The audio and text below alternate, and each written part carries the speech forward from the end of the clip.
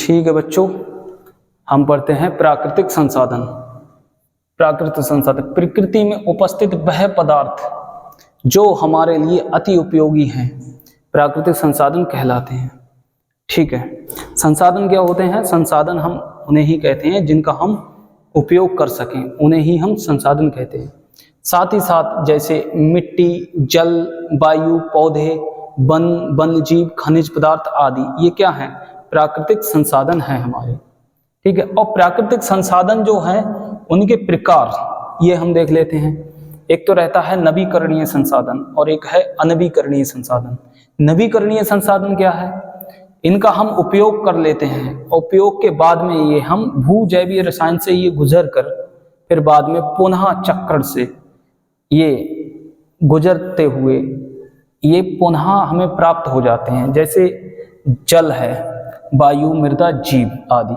जल कैसे प्राप्त होता है हमारे लिए? जैसे कि भूमि में जल है, उसका भूमिगत जल का हम उपयोग करते हैं, फिर वो ऊपर आती है। इसका क्या है? जल चक्र के माध्यम से ये जलवाष्प बनकर बादलों से फिर बरस जाता है, फिर भूमिगत जल हमारा वाटर लेवल हो जाता है, यानी कि जल जो बरसात का जल है वह भूमि के अंदर आ जाता है। इसका मतलब ये नहीं है कि हम अत्यधिक दोहन करें और वहां पूर्ति हो जाए। अत्यधिक दोहन से क्या रहता है? वहां पूर्ति इतनी नहीं हो पाती जितना हम उपयोग कर लेते हैं। ठीक है, और अनवीकरणीय संसाधन क्या है? ऐसे पदार्थ जो उपयोग के बाद सदैव के लिए समाप्त हो जाते हैं। जैसे खनिज है, कोयला है, खनिज तेल है। ये क्या है? डीजल, पेट्रोल, एक बार जो हमने गाड़ी में डाल दिया, खर्च कर दिया, खत्म। कोयला है, हमने उपयोग कर लिया, बस राख बन गया, खत्म। इन्हें हम रियूज नहीं कर सकते। ऐसे ही प्राकृतिक संपदा का संरक्षण, जो प्राकृतिक संसाधन है उनका संरक्षण हम कैसे करते हैं? जैसे भूमि संरक्षण, भूमि का संरक्षण करना बहुत ही उपयोगी है, क्योंकि अगर इसका संरक्षण नहीं करेंगे तो उर्वरा शक्ति इसकी खत्म हो जाएगी। उपजाऊपन यानी कि उर्वरा शक्ति को बनाए रखना है हमारे लिए। और मृदा अपरदन, मृदा अपरदन को रोकना है। पशुचारण, अत्यधिक पशुचारण भी नहीं करना है। पशुचारण से क्या रहता है? जहां प्राकृतिक वनस्पतियां और झाड़ियां, घास होती है, तो वहां अधिक पशुचारण से, उनके पैरों से पशुचारण से क्या रहता है, और वो उनको खा लेते हैं। साथ ही साथ तो वहां की जो मिट्टी है, वहां की जो घासें उखड़ जाती हैं, कमजोर पड़ जाती हैं, वहां की मिट्टी भी कैसी पड़ जाती है? कमजोर पड़ जाती है, और उसका अपरदन होने लगता है, जल द्वारा भी और वायु द्वारा भी।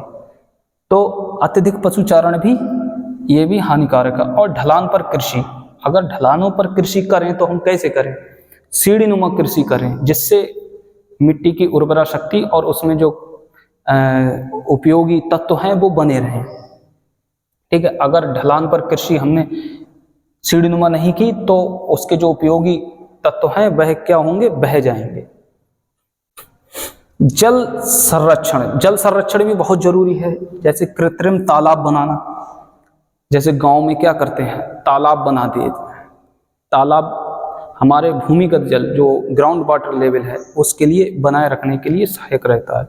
सारे गांव का पानी और बरसात का पानी वहां रुकता है और वही भूमि के नीचे चला जाता है। तो हमारे लिए तालाबों का भी निर्माण करना चाहिए। बांध का निर्माण, बांध से भी इसी तरह से पानी चला जाता है और बाकी बांध का उपयोग, हम पानी का उपयोग कर लेते हैं। वर्षा जल एकत्र करना, यानी कि वाटर हार्वेस्टिंग प्रक्रिया द्वारा वर्षा के जल के लिए हम भूमिगत जल में तब्दील करना।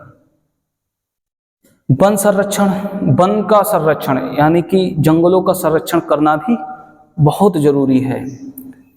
हानिकारक कीट जो वनों में लग जाते हैं उन पर छिड़काव, हेलीकॉप्टर द्वारा उन पर छिड़काव करवाना चाहिए, ताकि जो वन है, वन को हानिकारक कीटों से सुरक्षा प्रदान हो सके।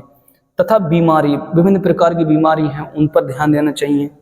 कहीं ऐसा ना हो कि एक वृक्ष से दूसरे वृक्ष और जंगल के जंगल का क्षेत्र ही साफ हो जाए। और वनाग्नि, इस पर भी ध्यान देना चाहिए कि वनाग्नि, वनों में अग्नि ना लगे। तो वन संरक्षण हम करेंगे। और वन्य प्राणियों का संरक्षण, ये भी बहुत जरूरी है। वन्य प्राणियों का विलुप्तीकरण होना, ये हमारे लिए बहुत ही सोचनीय विषय है कि कोई भी ऐसी प्रजाति विलुप्तीकरण के रूप में है तो उसके लिए भी हम संरक्षित करें।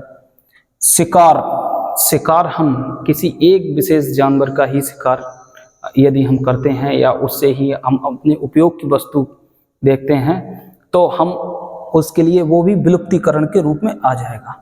आदि हम इस तरह से हम क्या करते हैं, प्राकृतिक संसाधनों का संरक्षण करें और प्राकृतिक संसाधनों को जानें कितने प्रकार के हैं और प्राकृतिक संसाधन क्या है और संसाधन क्या है, ये हमने आज जाना। ठीक है।